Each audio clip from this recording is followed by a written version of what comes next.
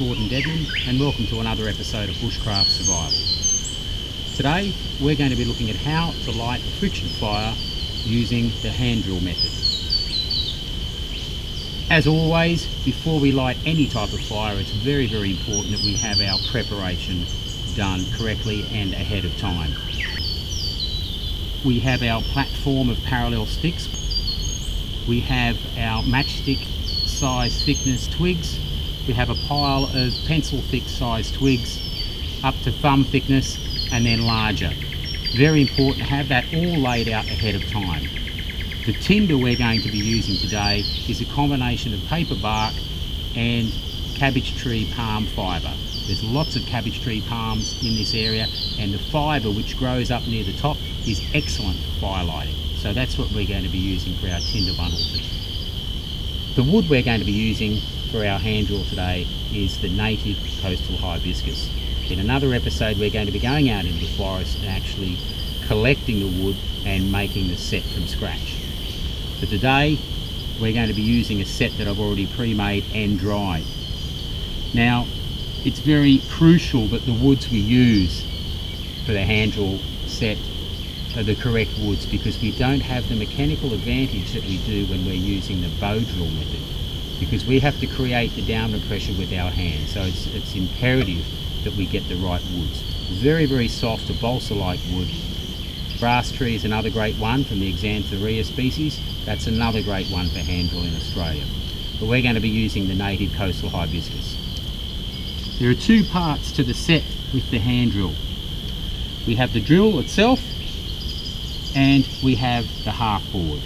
The half board's exactly the same idea that we use for the bow drill, and it consists of a small flat board, a hole drilled into it, which I'm going to show you how we do that, as well as it's been notched to collect our ember. And I'm going to show you how we do that, because I need to make a new hole in this set. And we also need a base plate. In this case it's a piece of paper bark, and that's going to collect our ember so that we can transfer that to our tinder bundle afterwards. So what I'm going to do, I'm actually going to make another hole in this to receive our drill. So all I do is I take my knife out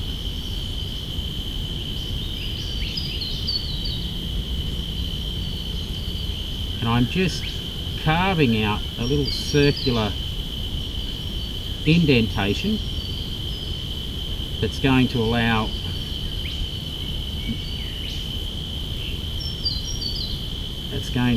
the drill to fit inside that,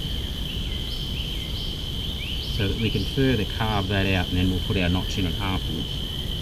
Now I'm not going for a cold yet, we're just putting an indentation in the wood.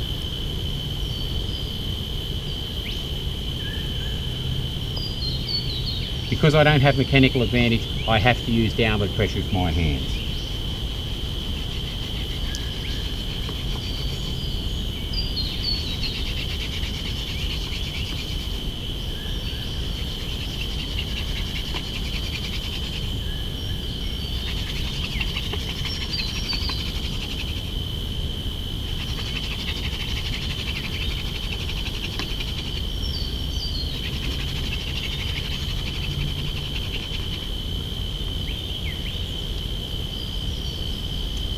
Okay, that's all I need to do, and what I've done there is I've just created an indentation. Using the friction from the drill, I've just made that hole a little bit deeper, and now I'm going to get my knife and I'm going to notch that. What I find is actually the best thing for notching, if you have one, these Swiss Army knives are great because the saw on them actually cuts. It's one of the few knives out there where the saw is actually great. Great for small tasks like notching. And all I'm going to do is just to save time, you can use your knife.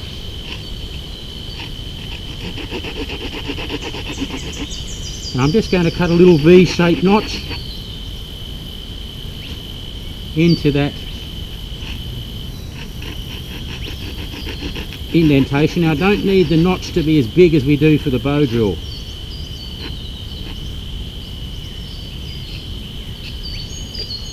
What I like to do is, after I've notched that,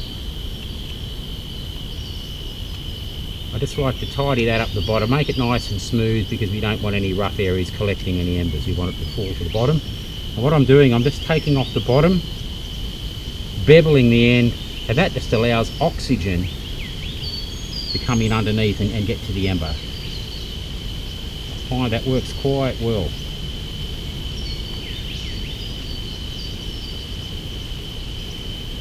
And there, as you can see, we have our indentation and the notch that I've just created. And in that notch, our ember is going to fall and collect on our collecting tray, which is our piece of paper bark underneath.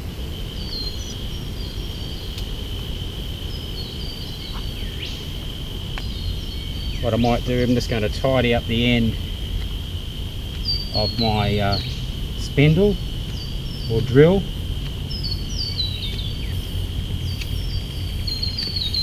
Flattening that out. So I want that to spin freely. Now, depending on the type of wood you use, will depend on how fast you have to spin it. Some woods require more speed rather than downward pressure. Other woods require more downward pressure, and it's just a matter of experimentation with the woods that you're going to use. And you really do have to experiment. So what I'm going to be doing, I get my posture. Because I don't have mechanical advantage, I'm going to have to apply downward pressure with my hands. Initially, I'm just going to go nice and easy to warm up the set, to get it nice and hot, and then I will apply downward pressure with my hands.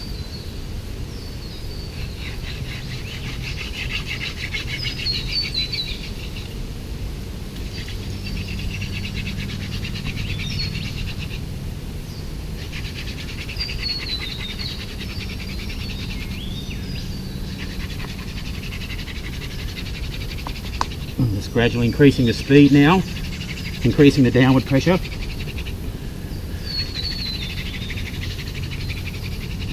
See smoke coming out.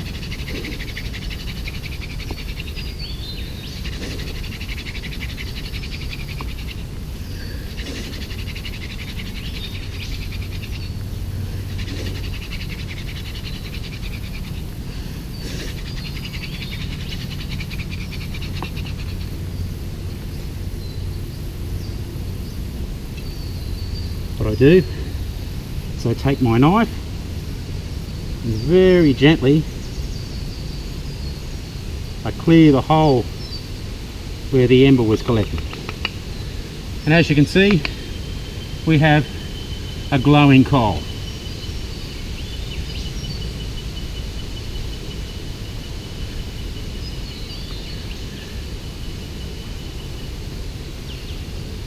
Very carefully, you can bring that up here so you can have a closer look.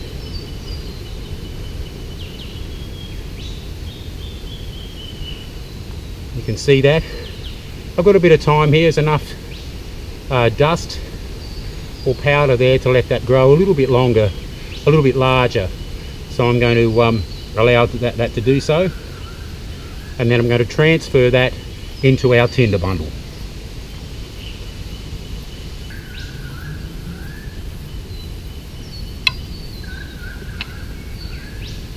Our tinder bundle, as we said, is a mixture of paper bark and cabbage tree palm fibre.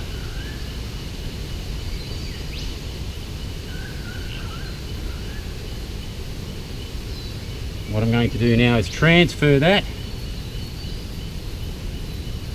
into my awaiting tinder bundle.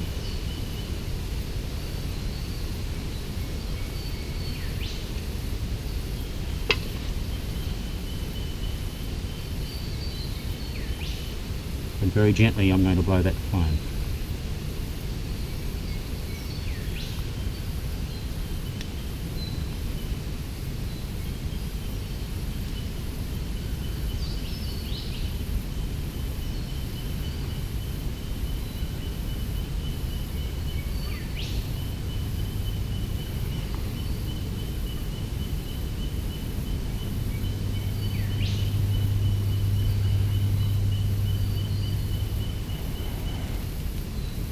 And there we have flame.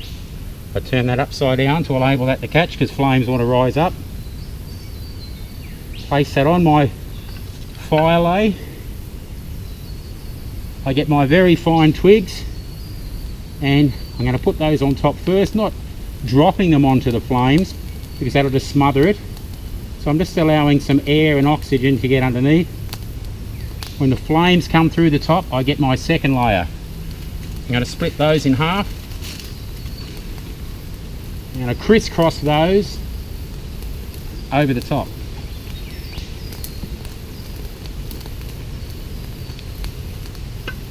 Smoke myself out in the process. As always, the wind's always going in the wrong direction. Once the flames come through the top, I add my next layer. In this case, pencil size sticks. Crisscrossed over the top.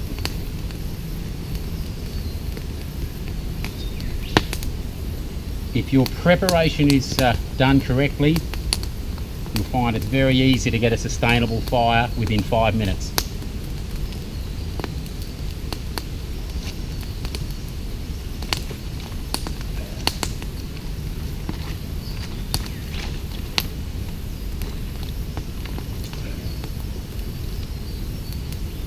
And that's burning quite nicely now, so I'm going to get my other level of kindling, which is thumb thickness sticks, and I'm going to also crisscross those over the top.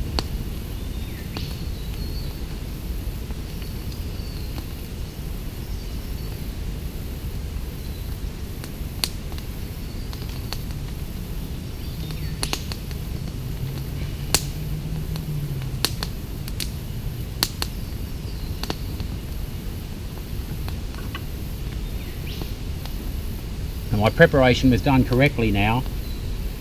I can very easily go away for 5 minutes and leave this fire, and I know it's not going to go out.